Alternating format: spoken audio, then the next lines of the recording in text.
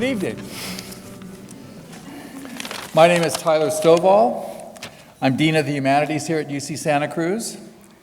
And it is my great pleasure this evening to welcome all of you to the Peggy Downs Baskin's Ethics Lecture series. This is the fifth time we have come together to have a discussion about prominent ethical questions that span multiple disciplines. This lecture series is made possible by the Peggy Downs Baskin Humanities Endowment for Interdisciplinary Ethics, a fund that was created in honor of Peggy's interest in the study and public dialogue of ethical questions. Peggy taught in our Feminist Studies department and is also an author, photographer, and philanthropist. We are thrilled to hold this event in her honor, and I think we owe her and her foundation a round of applause.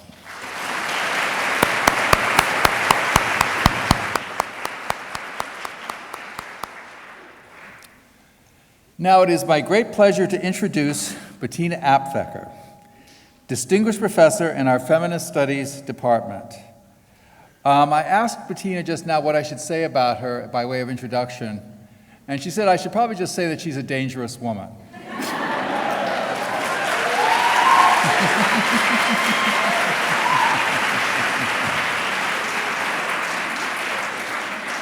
But then you all know that already.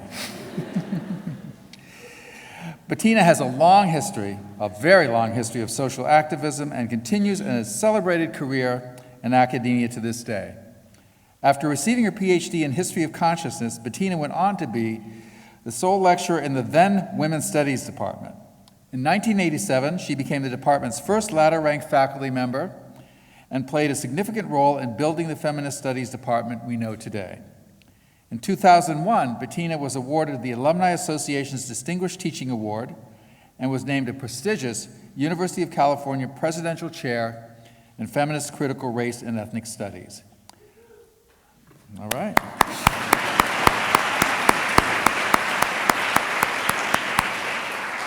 Bettina's commitment to teaching and to the exploration of feminist theory endures.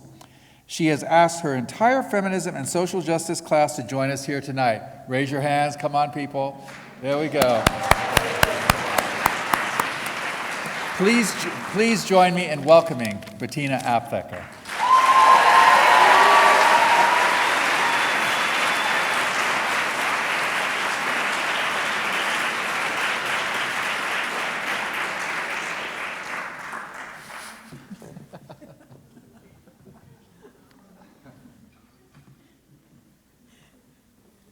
We should all have a humanities dean that's as wonderful as Tyler Stovall. That's what I want to say.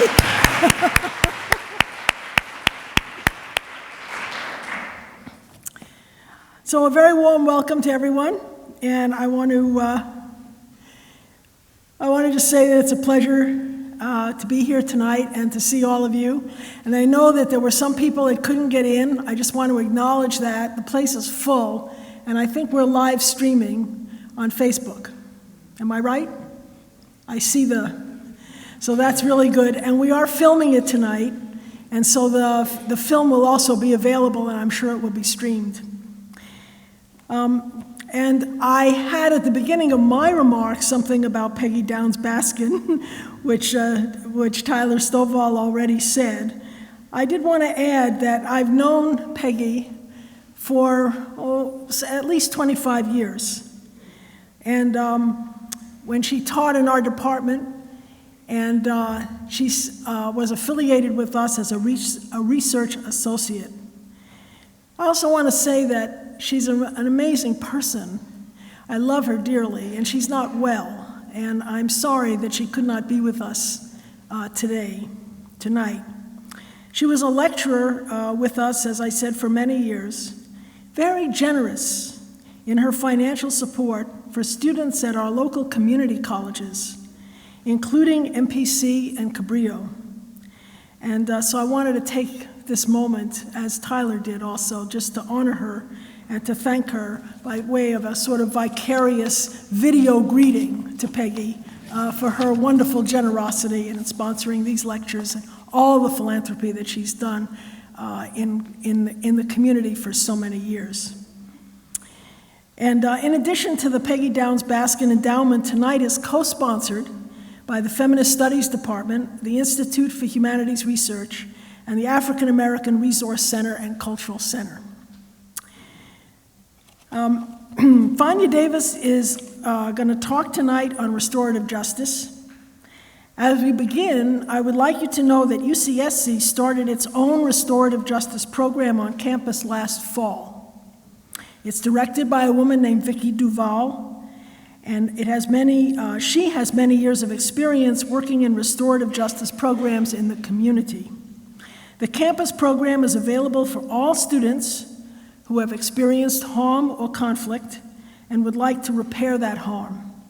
Vicki will be available in the reception area after the event to tell you about that program. So she has a table set up out there, and you're welcome to come and talk with her after the program is over tonight.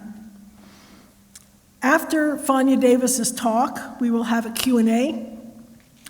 And I'll remind you at the time, but with the Q&A, since we're filming, we ask you when you ask questions to wait for the microphone to come to you so that we can get the question properly sounded.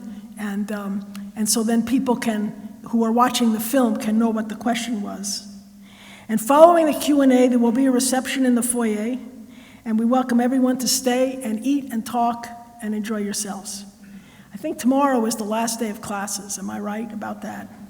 So eat up. Now, I wanted to say that Fania Davis and I have known each other for a great many years. And when I picked her up tonight at the hotel, we were joking that as well as this wonderful occasion of her speaking, we're going to have time to see each other again. And we were very, very happy about it. And it's in that personal pleasure that I welcome her to UCSC and to my class on feminism and social justice. Many of the students, as Dean Tyler said, are here tonight. Fania Davis is a longtime social justice activist and a civil rights attorney. She also has a doctorate in indigenous knowledge, and she also studied with anti-apartheid activists in South Africa. She grew up in the highly segregated city of Birmingham in the 1950s and 60s, and two of her closest childhood friends were murdered in that awful bombing of the 16th Street Baptist Church in 1963.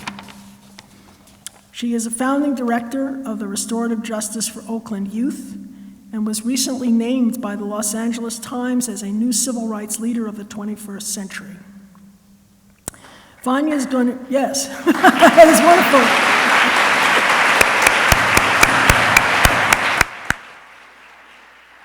Fania is going to talk to us tonight about restorative justice origins, principles, practices, and critical issues, with a focus on the ongoing projects in Oakland.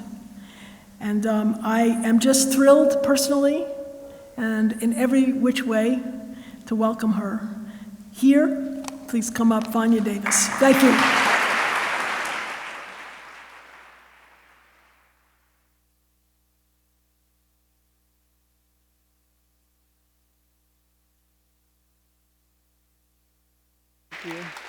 Come over here.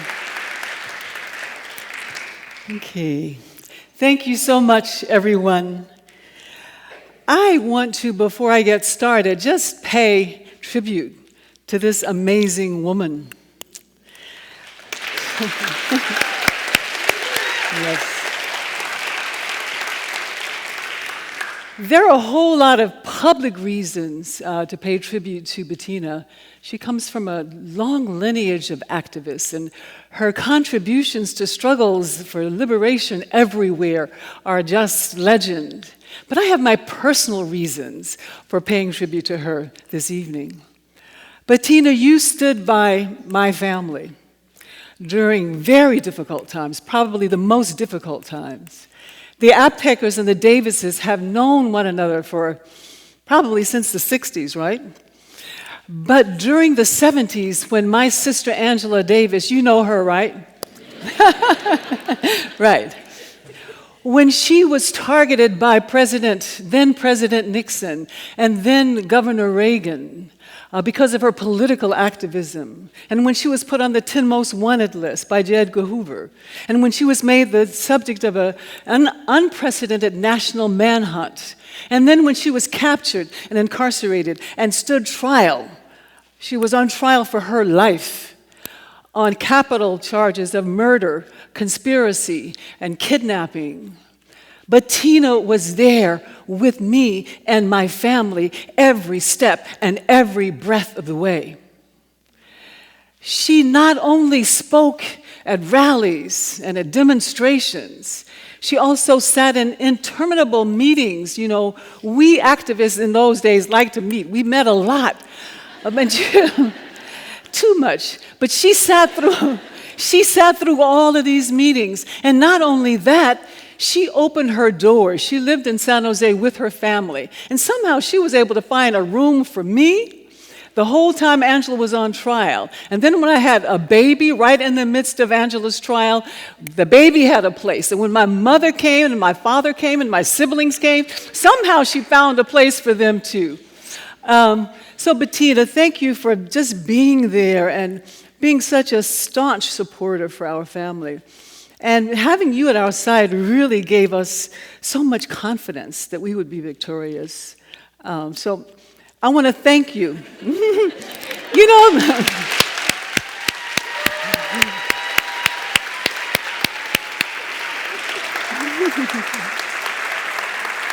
yes. This is the first time I've had the opportunity to thank her publicly. And I want to say thank you from my entire family, from the bottom of my heart, Bettina. Thank you so much. Yeah. Yeah, I know. Yeah. Okay. So I wish to open this evening by honoring the ancestors of this land, the Miwok, the Costanoa, acknowledging that this is an occupied land upon which we stand, acknowledging that this is a post-genocidal land which, like with slavery, we have yet to tell the full truth about it. We have yet to make amends, and we have yet to make it right. As we can see with the bubbling up of truth and reconciliation type processes to transform historical harm in North America, in the last 10 years, this is beginning to change. And restorative justice is playing an important role in these truth and reconciliation processes to transform historical harm. Again, we honor the ancestors of this land, the Miwoks, the Costanoans. We ask that we might strive to walk upon this land in ways that honor them, in ways that honor their sense of the sacred. Restorative justice began only about 42 years ago, but it's really old. It's an ancient tradition. It's based on indigenous peacemaking, indigenous healing, indigenous ways of doing justice. Indeed, indigenous insights about our fundamental relatedness, interrelatedness, and about healing and peacemaking are the light. This is the light that will help us get through a perilous future. Before getting to restorative justice, do you mind if I talk a little bit about the elections? Is that all right? Yeah, okay, just a little bit. But if I start talking too much and it feels like we won't have enough time for the main subject of this evening, please say something, somebody. All right, so a white male billionaire who is a racist, a misogynist, a climate change denier, a xenophobe, a homophobe, a transphobe, and an Islamophobe is our president-elect. It feels quite apocalyptic, doesn't it? Yeah. And I've experienced a range of emotions since that day. In the first days, energetically, I felt that I was flat on my back and that all of the wind had been knocked out of me. And then that was followed by numbness. We must name, acknowledge, and process all of the emotions, whether it's numbness, whether it's rage, whether it's sorrow, whether it's grief. It's so important for us to name those emotions and go through them and process them. But we don't want to remain there, because to do so would be to adopt a view of ourselves as victims. So for me, I went through many of these emotions, and I sort of ended up with this great energy that was released in me, this fire in my belly. Any of you have that similar experience? Yeah? Like this redoubled dedication and determination. I want to make 4 comments about the elections. White lash did not drive the result, number 1. You've all heard about white lash, right? Yeah. Have you? Yeah? Well, okay, yeah. So Van Jones is the one basically who said that white people were turning the clock back on gains, on racial progress gains, basically. So he called that a backlash, a white lash. You see? Number 2, first, it was not white lash that drove the results of the election. Number 2, it was a rejection of neoliberalism and neoliberal economic policies that did. Number 3, I have hope. The widespread, unprecedented activism of the last 8 years means that we are prepared to take this on. Number 4, we must name capitalism as the root of the suffering of all of us. And I'm going to talk about these a little bit more. Okay, yeah. Okay, so this election does follow the historical pattern where we see a period of racial justice followed by an attempt to turn back the clock. And the first time we saw that was after the victory of slavery and Reconstruction, where black people held office widely in the South. There was, in 1877, an evisceration of Reconstruction with the election of President Rutherford Hayes. And Reconstruction was eviscerated by Ku Klux Klan terror, by lynching, and also by Jim Crow laws. And then in the 1960s, after the gains of the Civil Rights Movement, we had President Nixon followed by President Reagan, and then with an assist by President Clinton, there was an erosion of the gains of the Civil Rights Movement. And then we had 2 terms of the first black president. I have to say that the best thing about this presidency was that it was accompanied by historic flourishing of social justice movements. That's the thing that's the most remarkable to me about those 8 years. We saw Occupy, the Bernie movement, Black Lives Matter, LGBTQ movements, the Dreamers, climate justice movements, and anti-mass incarceration movements. And now we have Standing Rock. So that progressive period has indeed been followed by the election of a president who was supported by the KKK and other regressive elements. Though it was a factor, white lash was not the primary factor. Trump lost the vote by popular vote by 2 million, but he won the electoral vote, which is a relic of slavery. And he won by about the same percentage as Mitt Romney lost, percentage of white votes, as Mitt Romney got when he lost in 2012. So did you hear that? There was no avalanche of white votes suddenly voting for Trump. He got about the same amount of votes that Mitt Romney did in 2012.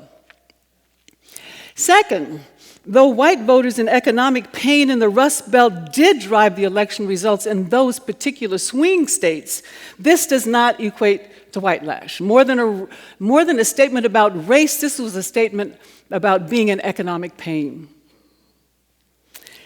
As Naomi Klein has noted, we blame racism and misogyny. We blame James Comey and the FBI. We blame third-party candidates. But these analyses leave out the factor most responsible: neoliberal economic policies. And this election was a referendum on those policies. And what are neoliberal policies? It's basically capitalism on steroids. It's capitalism unfettered, capitalism unregulated, policies of deregulation, especially financial deregulation, privatization, austerity, free corporate trade, a tattered social net with tens of millions of Americans losing their jobs, pensions, and homes. That is the impact of neoliberal policies. And according to the Fed, almost half of all Americans could not find $400 in cash in the event of an emergency. Do you hear that? Did you guys read that report that came out in May? 49% of Americans would not be able to come up with $400 in cash in an emergency. So this indicates that there's a lot of economic suffering and pain going on in this country that has been hidden. Silent suffering.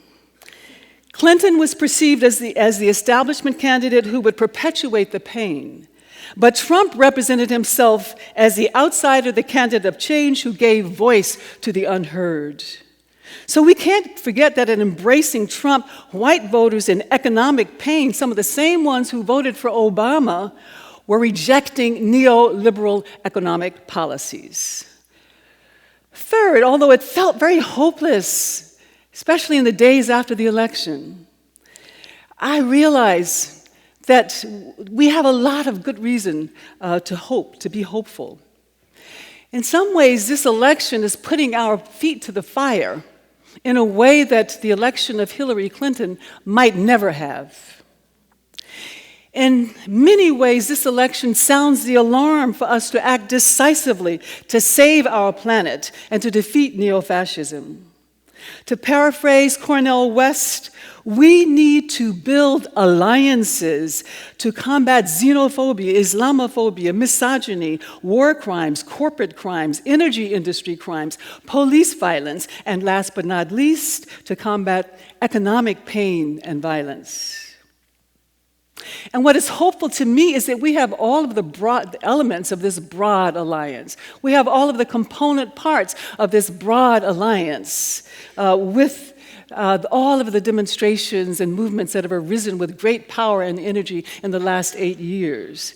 The LGBTQ movement, the Occupy movement, the Bernie movement, the Black Lives Matter movement, the Dreamer movement, the indigenous peoples and environmental movements.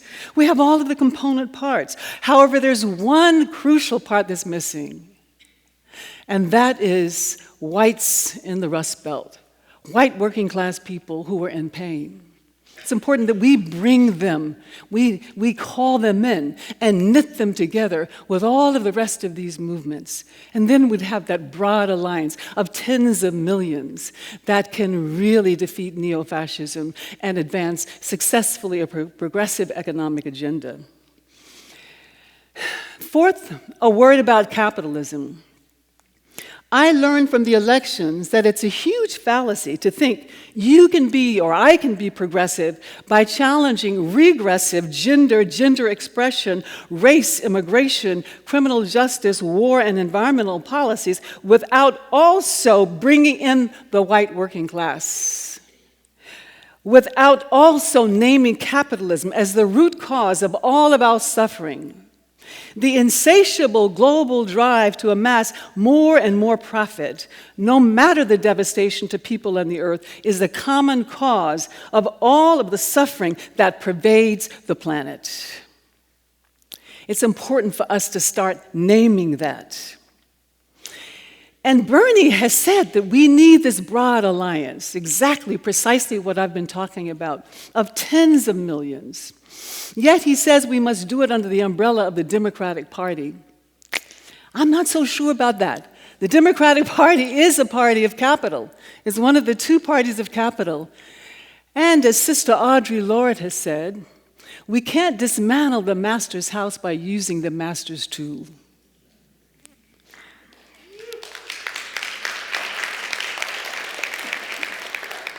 So we need an independent force and an alliance that is willing to proclaim capitalism, to name it as the force that is hurting us all. And here we need to follow from you the youth, you young people. Studies show that 58% of young people prefer socialism over capitalism. And if we look at history, we'll see that youth have always led the way. You know, whether we're talking about the movements in Birmingham, Alabama, or the sit-in movements in Raleigh, North Carolina, the voting registration movements in Mississippi. Okay, so now I've finished that piece. Got that sort of out my system. Thank you. Uh-oh. Can I get a little technical assistance up here? I may have... Oh, there we go. Okay. May I get a sense of how many of you have... I'm okay moving around, by the way, to the videographer. Is this all right? Okay. I assume it is. So, how many of you have read an article or a book about restorative justice? Great. Wow. Okay. How many of you have had trainings on restorative justice? And how many of you are restorative justice practitioners? A few. Are you the one who runs the program here at? I'm not, but Okay. I teach a course in restorative justice. Wonderful. Okay. She teaches a course in restorative justice. Wonderful. Okay, so for some of you, this will be a review, so please bear with me. What is restorative justice? Restorative justice is a worldview rooted in indigenous principles and a theory of justice that emphasizes bringing together everyone affected by harm or wrongdoing to address their needs and responsibilities and to heal the harm to the degree possible. So you can see that it's both a worldview and a theory of justice. Many people think of restorative justice as a conflict resolution method, but this is a very narrow view, in my opinion, of restorative justice. It's actually a worldview that is based on indigenous principles, and especially the fundamental bedrock principle that affirms the bonds of our interrelatedness. And this is akin to the African expression Ubuntu. I am who I am because of my relationships with you, with everyone, with the earth. I am because we are, and we are because I am. The primacy of relationship. In Lakesh in the Lakota Sioux, and Mitaki Oyasin in Lakota Sioux. This notion that we are all bound up in an inescapable web of mutuality, to paraphrase Dr. Martin Luther King. And when harm or wrongdoing happens to someone, it reverberates to immediate relationships, and it reverberates out in a broader sense to relationships as well. So restorative justice is a relational justice, and we'll talk a little bit more about that in a moment. And healing. Do I have the word healing? Yes. Bringing together anyone affected to address their needs and responsibilities and to heal the harm as much as possible. So restorative justice is a relational justice, it's a healing justice. So I think this is a really good exercise to help us understand the difference between prevailing justice and restorative justice. We can ask, what are the three questions that retributive or criminal justice asks? It asks what law or rule was broken, who broke it, and what punishment is deserved. So our whole criminal justice system can be summed up in these questions. What law is broken, who broke it, what punishment is deserved. Judgment, blame, and punishment. Restorative justice asks different questions. Who was harmed? What are the needs and responsibilities of all of those impacted? And how do all impacted come together to address needs and responsibilities and heal the harm to the degree possible? I mentioned that restorative justice is about 43 years old, and actually it goes back to ancient times. Its roots are in indigenous ways of being. Let me talk a little bit about my organization, Restorative Justice for Oakland Youth. We work to create a cultural shift toward restorative responses to youthful wrongdoing, rather than punitive responses. Restorative Justice for Oakland Youth got started about 10 years ago, and we, when we first got started, or let me just tell you a little bit about my story and my journey to restorative justice. As Bettina said, I grew up in the South, in Birmingham, Alabama. It was called that because of the frequency of bombings targeting people who were involved in the civil rights movement. I not only grew up in Birmingham, Alabama, but I lived on Dynamite Hill. That was the name of our neighborhood. It got that name because there were so many bombings. We had just moved our family into a neighborhood that had previously been all white, so we were pushing the color line. We were fortunate that our family's house was never hit, but homes all around us were hit. We went to a church just 2 blocks away, and we had interracial discussions at that church. Our church was bombed because white and black people were sitting, and children, youth were sitting and talking together. The house across the street from the church belonged to a man by the name of attorney Arthur D. Shores, who worked with Thurgood Marshall when Thurgood Marshall was a litigator going before the Supreme Court. His home was bombed because he was an advocate, a legal advocate for black civil rights at the time. And then, of course, there's all the daily indignities of riding through town. Mommy, why can't I go to the amusement park? And why can't we go to movies? And why isn't there a library for us? And why can't we go to a zoo? Of course, the pervasive social messaging was that we were subhuman, that we were inferior, and we didn't deserve these things that our white counterparts did. My mother was a strong antidote and always telling us, don't ever let anybody tell you that you are less than they are. You can do anything that you set your mind to. And then my friends, 2 good friends, were killed in the Birmingham Sunday school bombing. Cynthia Wesley and Carol Robertson. Cynthia and Carol. Cynthia lived just a few doors down from me, and Carol was a very close friend of the family's. So coming out of the South, I was imbued with this desire, this great desire to do all that I could do and be all that I could be to change the world, to create a world without racism and oppression. And so I left the South and became involved in every possible movement that you can think of. The Black Power movement, the Black Panther movement, the women's movement, the anti-apartheid movement, the anti-war movement, the economic justice movement, the socialist movement. And I reached a point after fighting so many years against racism, against capitalism, against sexism, and as a civil rights trial lawyer, fighting against racism in the courts, that I became burnt out.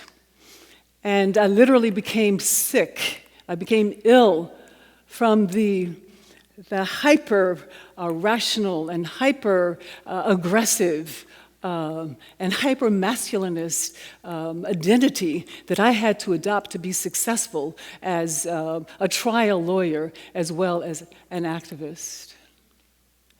And so, synchronistically, I was led to, well, first of all, I shut down my law office, and I was led to this PhD program in indigenous studies that Bettina mentioned a little bit earlier. And I found myself studying with healers in Africa, because I sort of intuitively knew that I needed more healing energies and more creative energies and more feminine energies to come back into balance. I was out of balance. So that's what I did. And then I came back to this country, and I wanted to, after I got my PhD, I wanted to get a job doing this wonderful healing work about 10 or so years ago. But I couldn't find a job that would pay me well enough. So I ended up kicking and screaming, going back into my law practice. But it's a good thing I did, because as a lawyer, I was invited by lawyers to go to a conference, and that's where I learned about restorative justice. And when I learned about this justice that cares more about broken lives and broken relationships than broken laws, this justice that seeks to heal harm rather than replicate harm, this justice that seeks to create greater peace instead of deepening conflict, it was an epiphany for me, because for the first time, I felt that the lawyer, the healer, and the warrior could be one doing this work. So, one of the first things that I did, as you can imagine, with my long history of racial justice activism, was Google restorative justice and race. And do you know, I found hundreds, if not thousands, of articles and books on restorative justice, but maybe two articles on race and restorative justice. So for the first 30-odd years of the restorative justice movement, there was no racial justice consciousness at all. I knew that I had my work cut out for me. And so one of the first things that I did, and that Arjoy did, was to change that.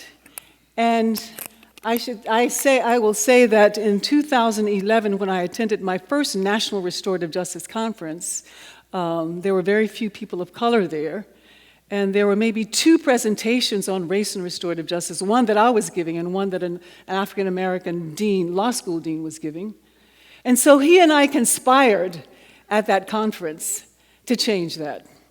And so for the next conference in 2013, we invited, guess who, as a keynote speaker?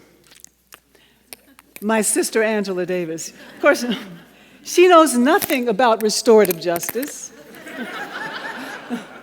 but she knows everything about racial justice. Excuse me, I'm having some difficulties here with my mic falling off my ear.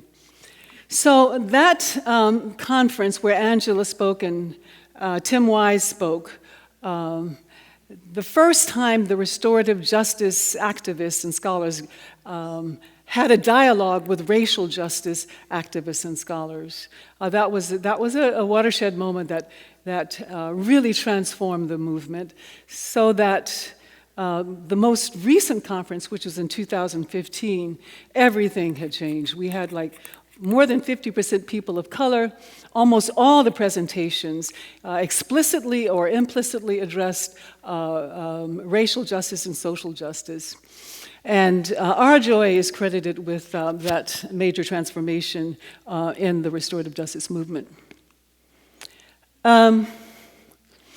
Before I get to the applications, I want to say that restorative justice invites a paradigm shift because our current justice system is based on the Roman justice notion, to each his due. And the idea is that if someone causes harm or commits a crime, it creates an imbalance in the scales of justice. And the only way we can rebalance the scale is to cause harm to the person who caused the original harm. So if I cause you to suffer, then there's going to be an imbalance. The only way to rebalance is if I am suffering, if I am caused to suffer. So basically, our system harms people who harm people to show that harming people is wrong. Right? And this only replicates harm. We know from trauma research that harm people when they are not healed go on to harm other people. So our justice system sets into motion this endless cycle of harm. It replicates itself. It pervades all of our culture, and that's part of what we're seeing today. Restorative justice seeks to create a cycle of healing. It responds to the harm with healing. And we'll talk a little bit later about what that looks like. So, because restorative justice is a worldview, it's not a program, it's not just a conflict resolution program, it's not just a program that happens in the criminal justice system. It is a worldview that can be applied in many different ways. We have programs in schools, we have programs in juvenile justice and adult criminal justice. We have policing programs, we have community-based restorative justice programs. And restorative justice is also used to transform historical harm. I made that reference in our introduction earlier. You know about the South African Truth and Reconciliation Commission, right? So that was a restorative justice process used to address mass social violence in South Africa and to begin to heal from it. And of course, it did affect some healing, but primarily in psychosocial spheres. We see that there's a lot of economic transformation that did not occur through that process and was not expected to occur through that process. But it did allow the transition from apartheid to democracy to happen with less bloodshed than was expected. So a little bit about the data. There's a program in San Francisco, an in-custody program, where victims of crime come into inside prisons, inside locked facilities. They are not the matched victims of the inmates in the facilities, but they may have been victims of similar crimes. They make victim impact statements. They have heart-to-heart, face-to-face conversations with inmates inside. And a study from Harvard shows that violent reoffending happens in only 20% of the cases of the persons who went through these programs. Recidivism generally is about 75 to 80%. So this is a major reduction in recidivism. In Oakland, we have a juvenile diversion program, a restorative diversion program, that has reduced recidivism to 11%. It's been going on for the last 5 years. And for youth in local lockup facilities in Oakland, recidivism is normally about 75%. So this is, again, a major impact. Restorative justice has a major impact in reducing recidivism in the Oakland program as well. And in New Zealand, where restorative justice is law since 1989 for juvenile justice, they have reduced recidivism to 30%, from about 75 to 80 to 30%. And other studies show that over 90% of victims who go through restorative justice programs, where they actually confront the person who caused them harm, and they have a very well-facilitated and well-prepared encounter. Studies show that 90% of the victims come out of those processes satisfied. And going down to the bottom, this is really significant. We find that persons who go through restorative processes, victims, show reduced fear because they get to meet a person and see that that person who hurt them is not a monster. Something that I'd recommend is a video called Meeting with the Killer. In that video, you see a restorative process between a woman who lost her daughter and the daughter who lost her mother. So the two of them met with the killer who was serving time in a facility. They spent 2 years preparing, exchanging letters with the help of a trained facilitator. When the trained facilitator assessed that they were all ready to come together, because you do this, it's not a willy-nilly thing. You have to make sure that the parties are ready to come together before you bring them together in a circle process. And in that case, Meeting with the Killer, you can just Google it. You'll see that the young woman, who was 5 at the time that her mother was killed, and I think about 19 at the time that they had the encounter, the young woman had been paralyzed by fear. She didn't want to leave the home. She had nightmares for almost 15 years. And her life was severely constricted because of the trauma of losing her mother. After the encounter that you see in the film Meeting with the Killer, it freed her of the sense of being a victim. It freed her of fear. And she went on to become the president of Murder Victims Association of America. She was so empowered by that encounter. And the mother went on to get her PhD in some field having to do with incarceration and now works in prisons. So victims have a voice, and this, is, of course, is very different from the current criminal justice system, where victims don't feel that they have a voice at all, because after all, it's people, it's the state of California versus Jordan. Criminal justice and our conventional justice sees crime as a violation of law, as a violation against the state. It's people versus Jordan. Restorative justice sees crime as harming relationships, as rupturing relationships. So in the criminal justice system, victims don't really have a place, because it's as if they haven't been harmed. It's as if the state has been harmed. So restorative justice changes that. And restorative justice doesn't just sort of flip the script. Our current justice system is highly focused and narrowly focused on offenders. What law did they break? And what punishment do they deserve? Restorative justice isn't just focused on victims' needs. It's focused on victims' needs, offenders' responsibilities, and also community needs.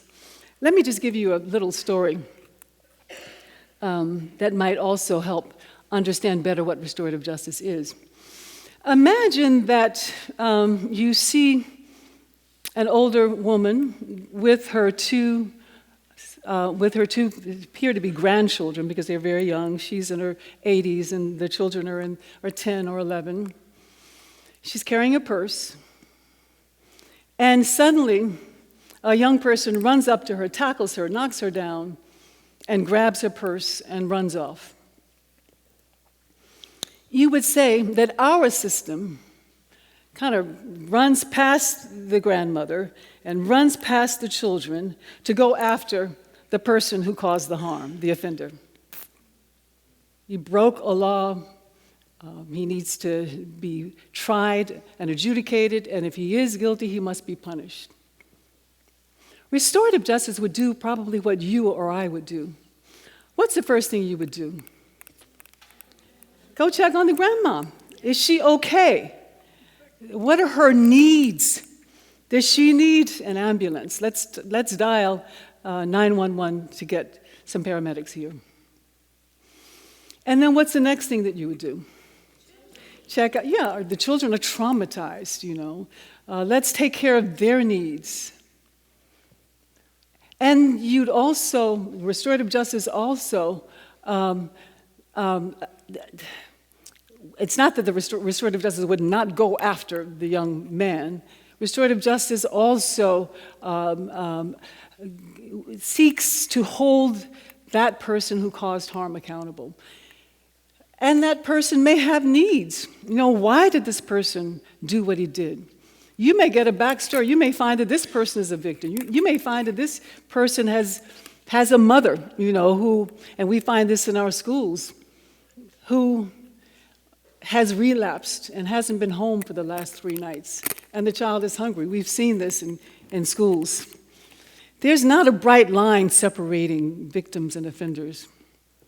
In fact, I don't even like to use those terms because they essentialize, they sort of over-identify people with acts. Okay, so restorative justice is a rapidly expanding worldwide movement. I talked about New Zealand, which has a restorative juvenile justice system. We have Africa. You have a lot of restorative justice-based truth and reconciliation processes there. Then in Asia, there's restorative justice that's and in the Middle East, in South America, especially, again, truth and reconciliation processes. Africa, Europe, yeah. So it's a rapidly expanding worldwide movement. This gives you a sense of the effectiveness of restorative justice in reducing incarceration. This is from New Zealand. The law was passed making the juvenile justice system restorative in 1989, and you can see how incarceration plummeted in that year.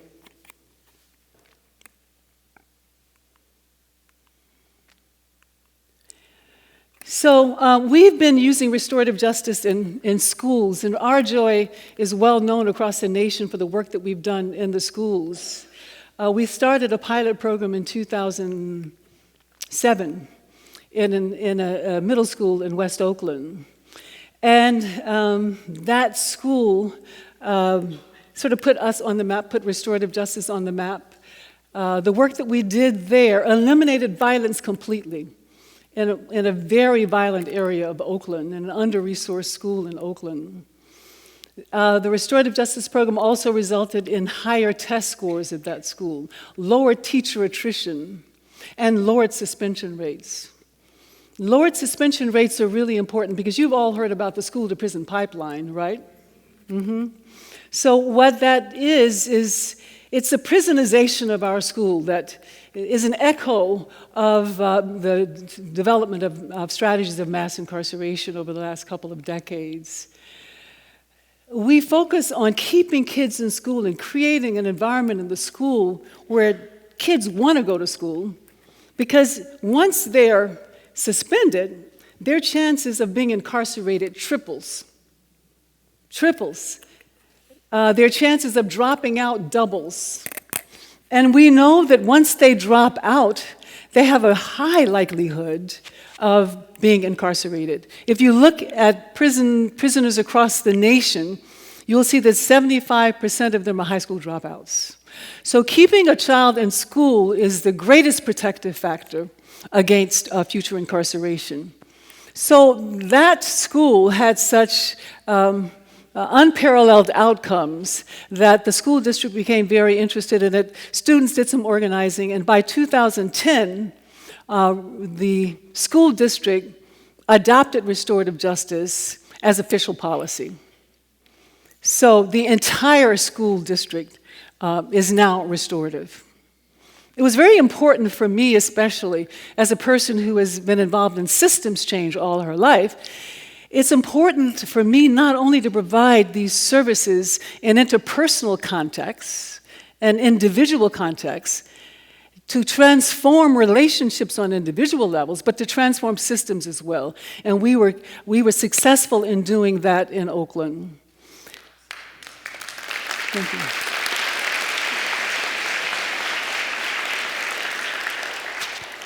So kids outside playing learned that when they began to have a dispute, they'd come in and say, they'd come into the restorative justice room and say, Miss Alford, can I have a talking piece? We need to talk through an argument that we're having right now. And we have a school that we had another program in a little bit later. And this was a school that was for youth who had been juvenile justice involved. Let me just tell you the story of one of the youth by the name of Cameron. Cameron was first suspended when he was 4 years old. Mm-hmm. Let me tell you the story of how and why he was suspended. As a 4-year-old, just beginning preschool, he had an attachment. What do you call it? When he was dropped off to school by his mother, he had detachment anxiety. And so his mother would give him Skittles. And so he took the Skittles into the school building, and the principal one day saw him with the Skittles, and the principal grabbed the Skittles from him. Of course, little Cameron was very upset about that. But as resourceful as he was, even then, His eyes followed the principal as he unlocked the door of his office and then put the Skittles in the bottom drawer of his desk, and then came out and locked the door. Cameron looked, now how can I get my Skittles back? I can't go through the door, but there's an open window over there. That window's up high, and I'm down here.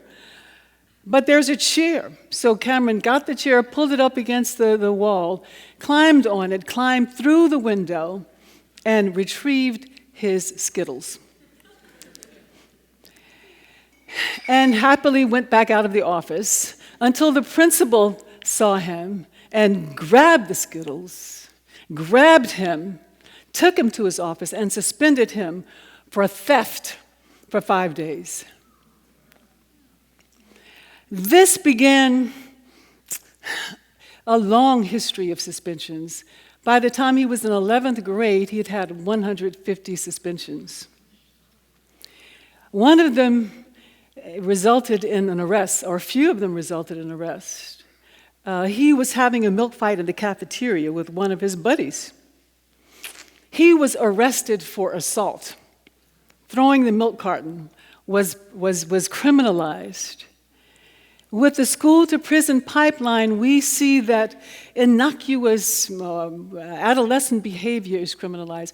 Even writing with erasable ink on a desk becomes defacing public property. Little children, 4 or 5, with temper tantrums are arrested. Have you seen some of those images with them handcuffed and being escorted out of class? They are being charged with assault because they have temper tantrums. This is the prisonization of our schools.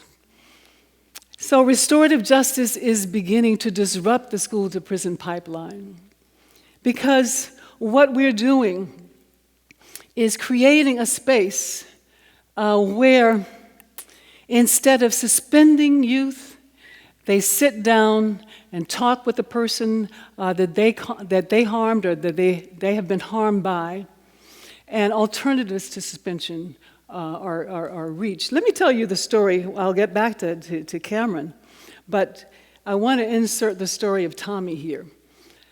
Tommy was in a classroom with his head on the desk. The teacher was distracted. She said, "Tommy, sit up, sit up." Tommy didn't respond. "Tommy, sit up." She got louder and louder. He still didn't respond. The third time, she was yelling at him. And when she yelled, Tommy jumped up and yelled back and was all in her face. The altercation went into the hallway. The principal got wind of it. The restorative justice coordinator got wind of it. The principal was threatening the young man with suspension. He said, "I don't care. We're going to call your mother. Call her. I don't care." And he just could not be calmed down. He was in a state. And the restorative justice coordinator said to the principal, "Can I try something? Can I try something with him, please?"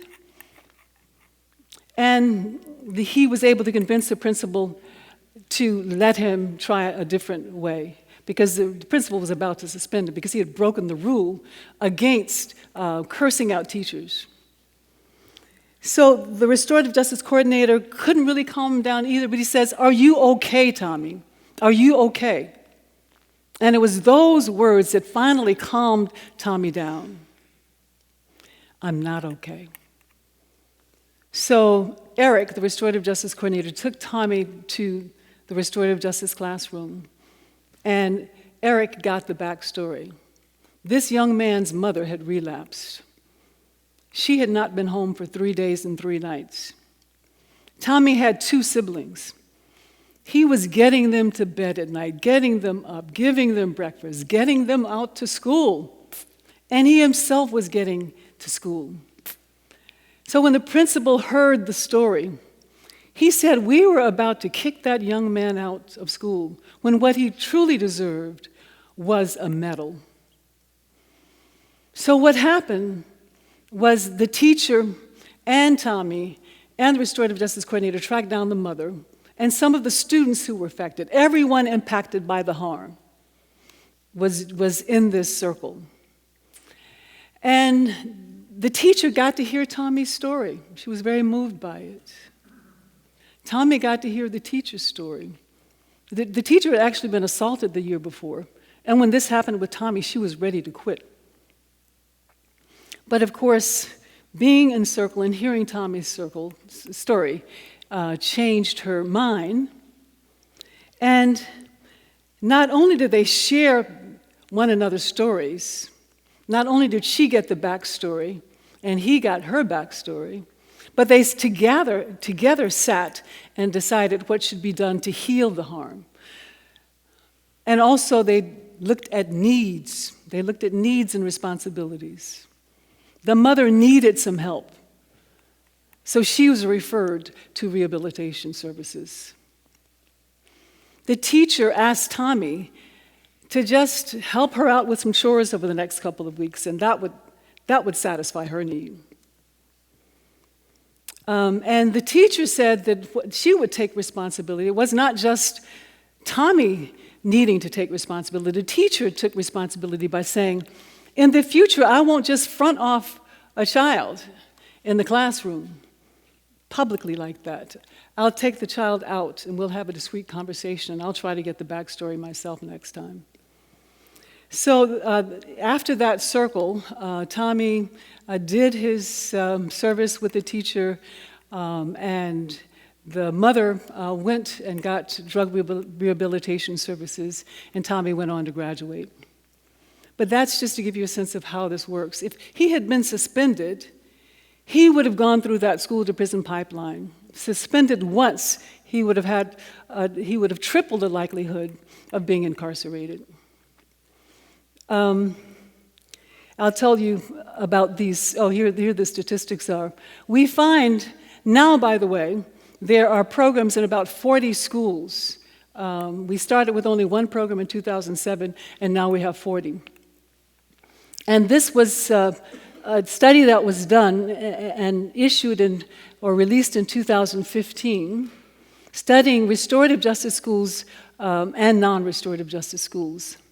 We find that the graduation rates at restorative justice schools are 60%. The increase in graduation rates is 60%. And for non-restorative justice schools, only a 7% increase. The reading level scores increased by 128% at restorative justice schools, only 11% increase in non-restorative justice schools. Chronic absence went down 24%, because in restorative justice schools, it's about creating a different climate where our children feel seen, where they can be heard, and we use a circle process to do that. And it becomes a place where they feel a sense of belonging, where they want to come. So chronic absence went down 24% in restorative justice schools, while it went up 62% in non-restorative justice schools. And then the 4-year dropout rate really declined, 56% in restorative justice schools versus only 17% in non-restorative justice schools. Back to Cameron. So Cameron had 150 suspensions by the time he was in 11th grade. He dropped out of school and started gangbanging. He was homeless for a while. And somehow, he found himself on the doorstep of a restorative justice school where we had a program, a restorative justice school for juvenile justice-involved youth. And this was a different place, he recognized immediately. Before he could even cross the threshold of the school, he was greeted by the principal, by the vice principal, even by school security officers, who all embraced him. And he went into the principal's office, and she handed him his jacket of 150 suspensions and 7 arrests. And she says, "This is a school of second chances. I'm giving this to you so you can tear this up." And then he walked into the restorative justice room where there was a circle going on. And circles is a main model that we use in restorative justice. It creates a safe space where you feel that you can be heard and where you speak from your heart and you listen from your heart and with respect. And it creates a space where you feel you belong. You feel that you are being seen for who you are. Even if you are sagging your pants, and even if you are wearing hoodies, people see you. They see who you truly are. They see the gift that you are. And that's a big part of the success of the work that we're doing, creating these kind of liberated spaces where our youth feel seen and honored and heard. And that's why we're getting these kinds of results. Well, Cameron went into the restorative justice room, and there was a circle going on, and there were black men, and they were crying, and they were speaking from their heart. He'd never seen anything like this before. He quickly became involved and started to love these circles. His grades went up. He ended up graduating with almost a 4.0 average and with a number of academic awards.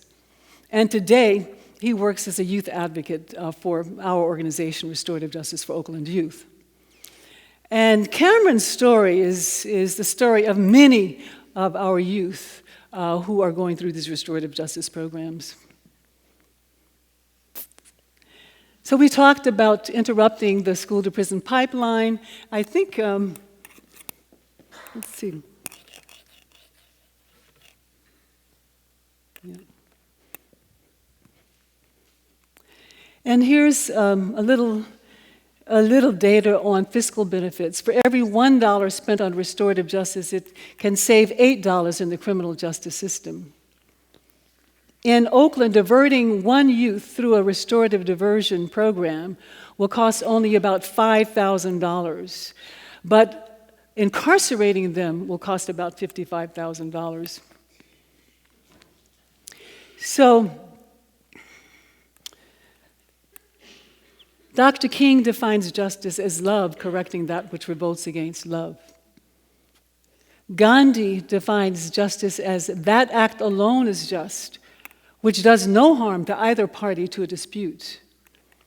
Dr. Cornel West says that justice is love done in public spaces.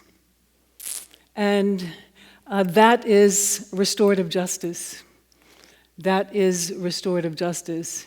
In closing, I would ask that we develop our capacity to become warriors and healers, warriors for justice and healers. There's so much harm on this earth. There's so much devastation and discord on this earth. History is asking us to learn how to heal. I was asked to learn how to become a healer some years ago, after a long history of activism, of angry and rage-filled activism. I was invited to bring more healing energies into my life. I think history is asking us, even demanding that we become healers. And restorative justice offers tools and a framework to help us do that. I would also ask you to explore how we can become spiritual activists. How do we follow the lead of our youth in Standing Rock? How many of you have seen that video where the youth are praying? They march by the hundreds to the wall with the barbed wire, where the militarized police officers are standing on the other side. They march together in prayer, in song. They arrive to the wall, they kneel, and they'll hold their head down in prayer.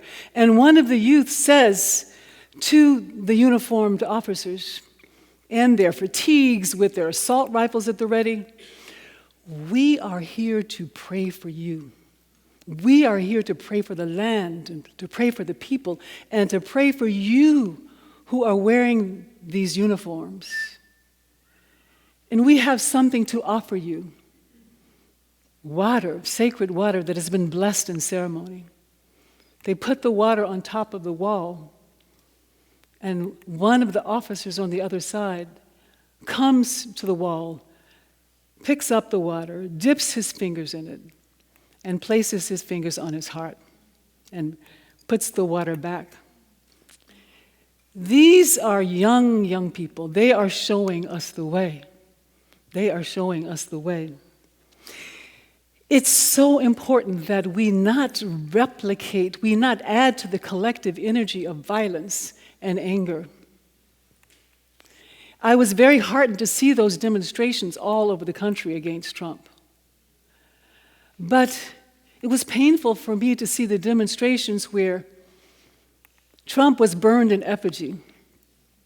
It was painful for me to see those demonstrations where kids this little had sticks and were banging with all of their might on the Trump, what do you call those things? Piñatas. Yeah. That is only increasing the collective energy of anger, of violence. That is the last thing that we need. So I am asking that we learn from the children, learn from the youth, and learn how we can be the change that we want to see. And as Professor Cornel West has said, it's not enough to have hope these days. That's too detached, that's too abstract, that's too spectatorial. We must be the hope, as the young people in Standing Rock are, as all of the demonstrators in Standing Rock are, the water protectors, the earth protectors. And did you hear that the veterans were coming? They were trying to get 500 veterans. They ended up getting 2,000, some of whom are Marines who will act as a human shield and who are committed to nonviolence. And when I told Bettina the story, she says, "Oh yeah, the Marines are coming to the rescue."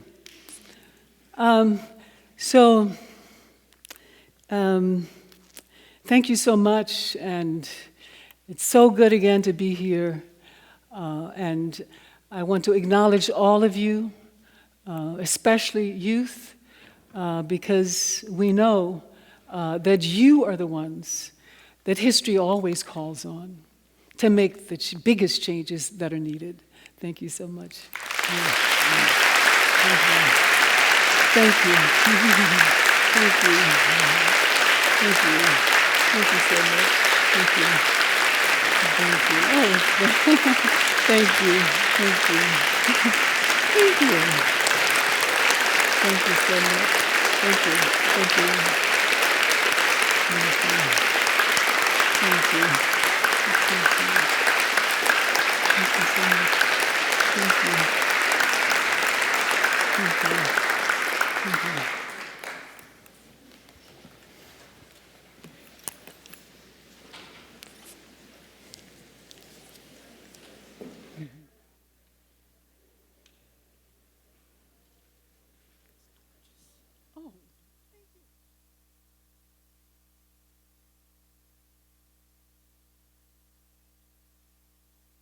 So, for those of us that stay, we have a Q&A for a few minutes. I'll watch the time on it.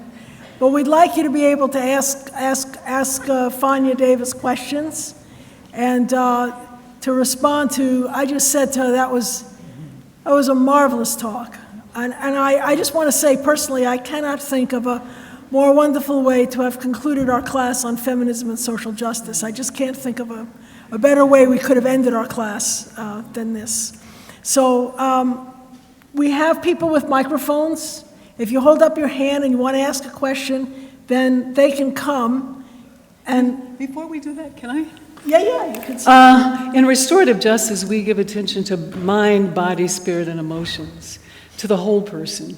And you have been sitting there for such a long time. Can you stand up and we can just do a little stretching before we go into this next session? So, yeah, we can just, and take some deep breaths. And then come on down. This harmony of heaven and earth. And yeah, bring your hands out front so you won't hit your neighbor. Down. And inhale. And exhale. I've done this in law school, so I know I can do it here at UC Santa Cruz, right? Now just do a little shaking. Yeah. Shaking is a great trauma release technique. You can put your hands up here. You can put them out in front of you.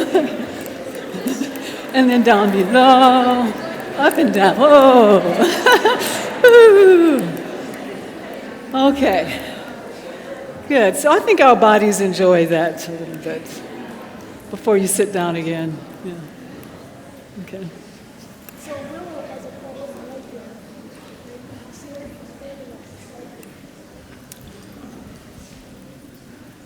Thank you. The California Department of Corrections is waking prisoners up in solitary units throughout California every 30 minutes. I'm wondering, and supposedly for suicide prevention. I'm wondering if you can suggest a restorative justice strategy to get the California Department of Corrections to stop this practice of sleep deprivation torture. Yeah, that would drive them to suicide if they're not already suicidal. Exactly. For sure.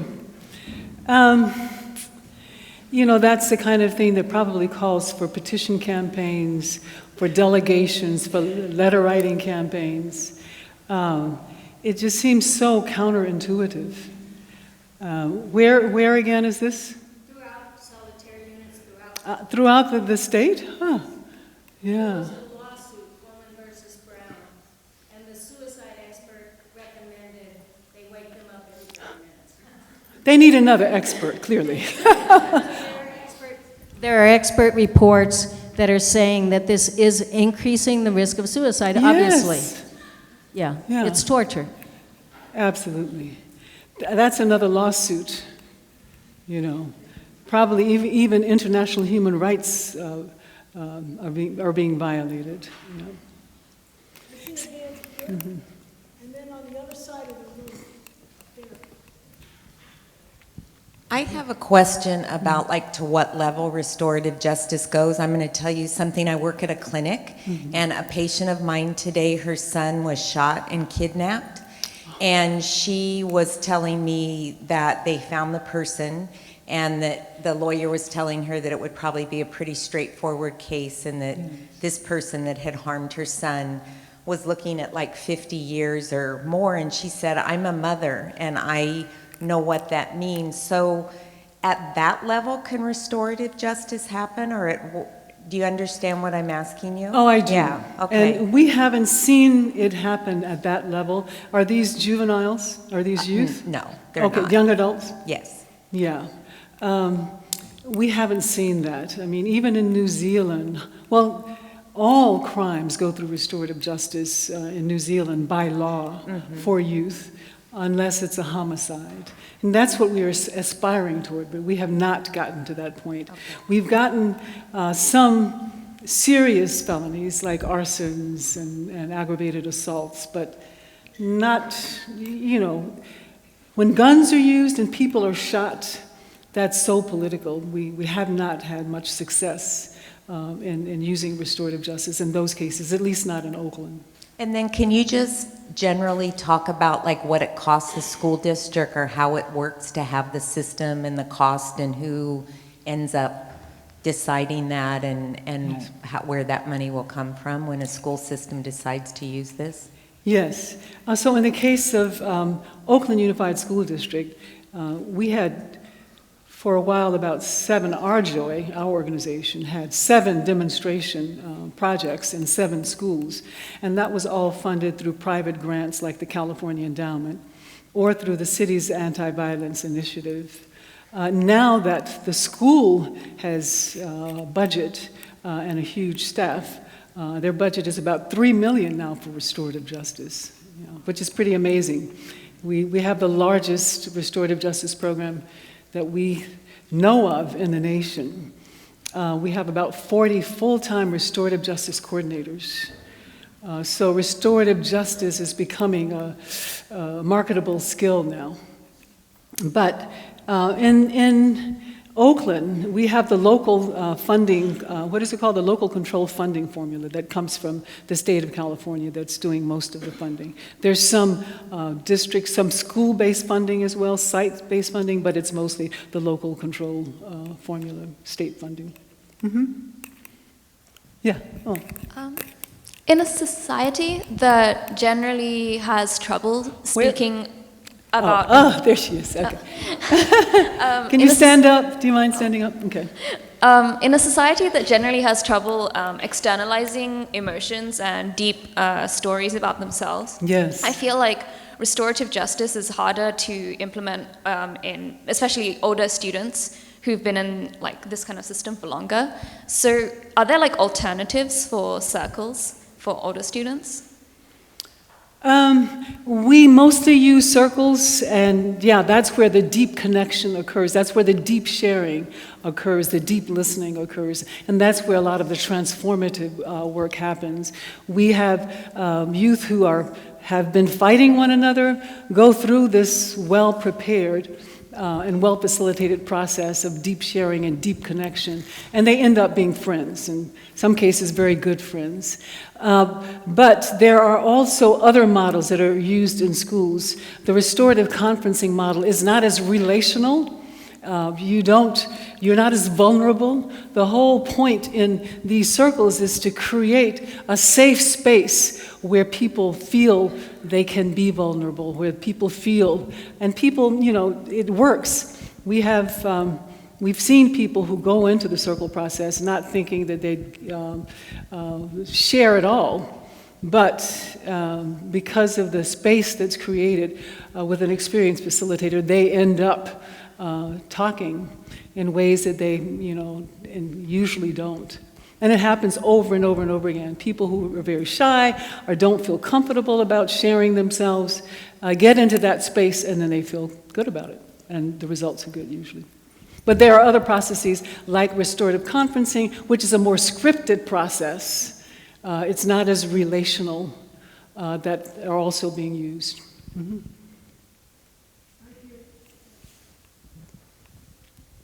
Hi, first thank you so much for being here. It's really exciting. You're welcome. So when you were talking about the election and when you were talking about white working class and the poor working class, and just reminded me what Saul Alinsky said back in 1968 when, he was saying to these social movement organizations, if you don't join and embrace the middle white working class and the poor working class, then they're going to join the extreme right. And of course, that was very prophetic, because that's exactly what happened. Exactly. So that's going to be very difficult to pull them back. And so I'm seeing where restorative justice works in a community level, in schools, and in prisons. How can those conceptual frameworks be adapted for coalition building between social groups that feel they've been wronged by each other, they feel they've been slighted, they've been forgotten, they've been left by the wayside? I'm just curious. Really great question, because I think that's the task that's ahead of us. And we're just starting to develop the skill of using these processes to address racial conflict. And what you're talking about would be a variant of that. And if we were able to bring people together in circle, the survivor of someone who's been killed and the killer, and we are able to bring about reconciliation and healing, it gives me a lot of hope that we can use the very same process to address racial conflict. We're just, as I said, starting to do that. We're just beginning to learn about how to do that in the context of racial harm. So it's very new. It's very difficult too, because racial conflict is based on unconscious drives, implicit bias, So that makes it very, very difficult to to have a conversation, without a lot of preparation. I know some restorative justice practitioners, white practitioners, who are actually doing circles with other white restorative justice practitioners. And I imagine that, before coming together in a circle to address a black and white, say, racial conflict, you've got to do a lot of preparation with both sides. A lot of preparation. I mean, we just did a circle where we had a young man who really wanted to do restorative justice work, but had been in the military, actually, and was very conditioned to have aggressive responses and to be confrontational whenever he was in conflict. And before that, he'd been in gangs. And we, hi Becca. I just saw someone who's an intern at Arjoy's office. I just noticed her there. So we, and Becca knows a little bit about this. It's confidential, so I can't disclose all the details. But suffice to say that we spent 8 hours with this young man. And we adjudged that he still wasn't ready to come into circle, because we won't bring a person who's caused harm into a circle if they're only going to cause more harm. So we wouldn't bring a white person into a circle with people of color that have been harmed until we assess that they're ready, because we will not allow a second harm or reharming to occur. So I think just applying these basic principles of how we do conflict circles, period, will guide us in doing conflict circles addressing race. But it's a process that can be very, it requires a lot of patience. Because when a conflict occurs, you want to take care of it right away. But you may need days to prepare parties to come together. And we're battling a huge system of white privilege. Exactly. Absolutely. So a lot of work needs to be done on your own, and then a lot of preparation would have to be done before bringing these matters to circle. Mm-hmm.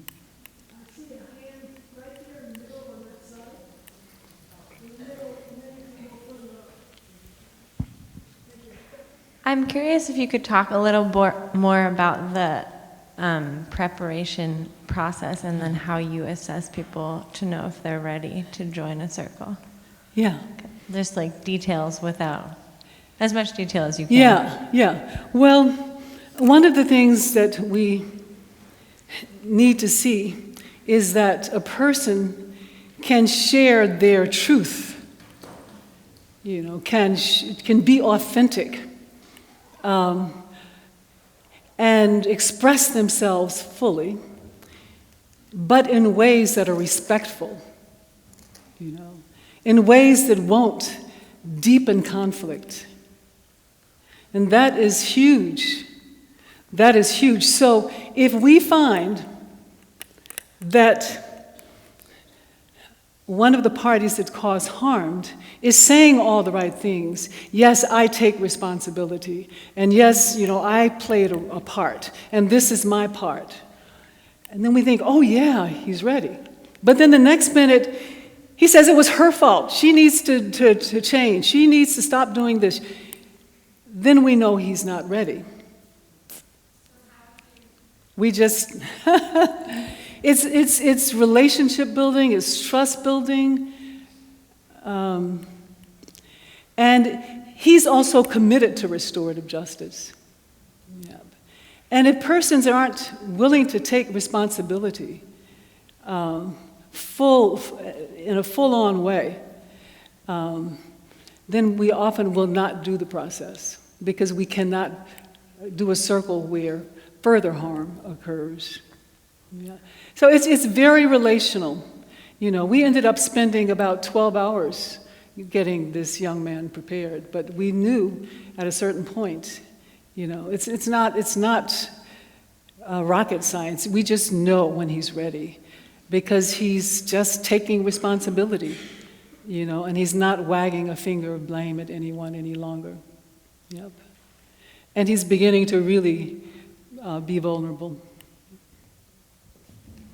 I saw him on that side. Mm-hmm.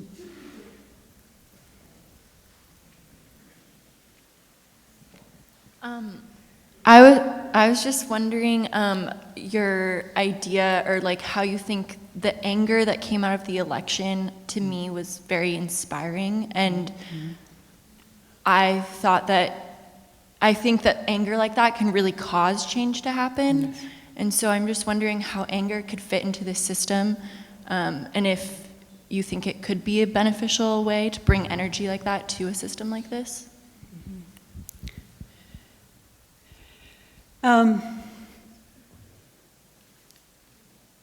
I think in the context of the elections, yes, there was anger.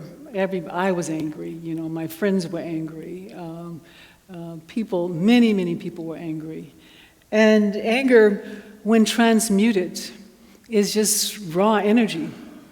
And that energy can be powerful enough to bring about transformation. But if that anger is being expressed in the ways that I just discussed earlier, in ways that add to the collective energy of violence, that causes harm even on energetic levels, then it's not as helpful. That's what I was referring to earlier about being the change. I couldn't have brought this young man that we were preparing into the circle if he was going to be angry at the person that he had harmed. You know? So in the context of restorative justice circles where we seek to bring healing, the emotion of anger is usually counterproductive. But usually underlying that anger is fear, is hurt. And we're often able to get to the backstory in restorative justice circle processes, just like with this young man, Tommy. He was angry at that teacher. He was full of rage at that teacher because she embarrassed him in front of all of his classmates. She yelled at him, and he got angry, really angry at her, to the degree that the principal was about to suspend him.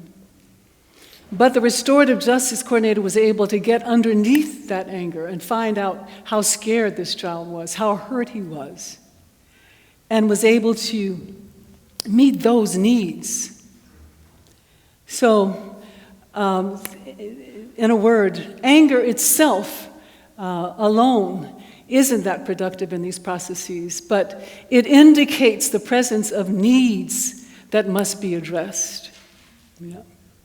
And through addressing those needs, healing begins to happen.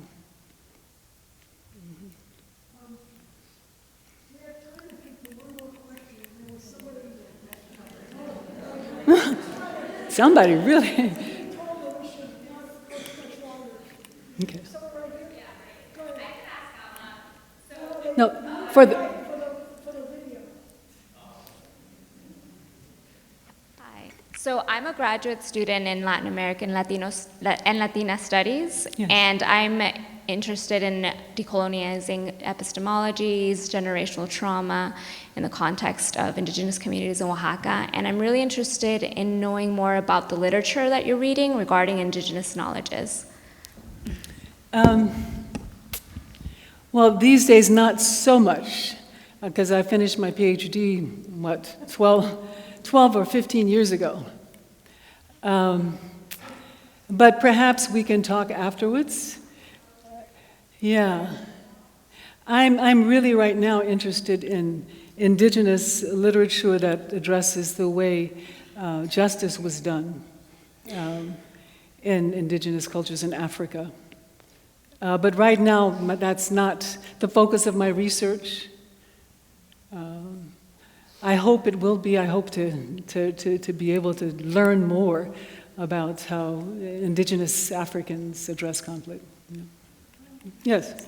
Yes, yeah. Mm-hmm. Wait a minute. Go to the mic, yeah. I'm not I'm deferring to Fania, but I do want to say there is a marvelous novel by a Native American writer named Leslie Marmon Silko. It's called Ceremony, and it is a novel about healing that's rooted in indigenous ideas, cosmology, and spirituality, and that would get you started. And then I'm sure that Fania would have many more, but it's a beautiful, beautiful book. And there's also another novel by Momaday, what's his first name? Scott Momaday, that has the word dawn in the title. And Silko could not have written her Ceremony without Momaday's book first. So those two, Scott Momaday and Leslie Marmon Silko, they're fiction, but they're absolutely rooted in that indigenous worldview, and I think it would be very helpful. Thank you. And then there's, when you were talking, there is a really great book called Returning to the Teachings by Rupert Ross, which addresses how a community in Canada has been healing intergenerational sexual abuse and the trauma that has resulted through indigenous teachings. That is Returning to the Teachings, Rupert Ross. There's another book called Justice as Healing, and it's edited by Wanda McCaslin. Those two books came to mind as Bettina was speaking. There are lots more, so we can talk later. Mm-hmm. Okay. Now you had your hand up the whole time. Oh, she needs a mic. Okay. The last word here. No pressure. Welcome. Thank you. Thank you for coming again. Mm-hmm. I like what restorative justice is about, and when my question is geared towards how leaders and coordinators of restorative justice, how y'all not only self-care, but kind of check yourself to make sure you're stepping back and not taking up too much space, and also not overpowering or dominating such a dynamic and new program. Thank you again. Welcome. Yes, great question. So restorative justice facilitators are not like Western, circle facilitators are not like Western facilitators. Western facilitators have an agenda. We're going to get this done, we're going to get that done, and they'll cross off their lists, they control the meeting. In restorative justice circles, the facilitator does not run the meeting. The facilitator creates a space for the meeting to run itself. Through the talking piece, which if you have it, you're the only one who's speaking, and you're speaking respectfully and from your heart. Everyone else is listening respectfully and from their heart. So that means that every voice matters. There is no single expert. In fact, I say all the time, I'm not a restorative justice expert. This is about healing fundamentally. And we are so unschooled in ways of healing. We know how to harm. We're very good at that. We're acculturated in harming. We're conditioned to harm. We have culture, institutions, structures, histories pervaded with harm. There are no experts in this work. We are all learning, and every voice matters. And the role of the facilitator is to draw out the wisdom of everyone in the room, because we need everyone's wisdom. Our problems are so complex and so difficult. There's no single person that can do that. So that in sum is the most important function of the restorative justice circle facilitator. And then the first part of your question, how do we take care of ourselves? That self-care is so important. And we have it on our agenda at every staff meeting. We recently started bringing in a yoga teacher. And the kids are, some of the young adult staff are doing the classes. The kids are just not quite sure. The young people, 17-year-olds, 16-year-olds are not, but they're getting more and more curious. And we hope that in a few more weeks they'll start to do yoga. Mindfulness, meditation, and being mindful about what we're feeling, and if we are angry, being aware of that and knowing that we don't want in our anger to say something in a circle that's going to cause someone pain, that's going to deepen the conflict and deepen the division and the pain. So meditation, all of these strategies of mindfulness are very important for us to do this work, because the restorative justice work we do is about internal healing. It's an inside job, as we say. So that question that you asked about how we take care of ourselves and how we check ourselves is really critical to the work that we do. Thank you.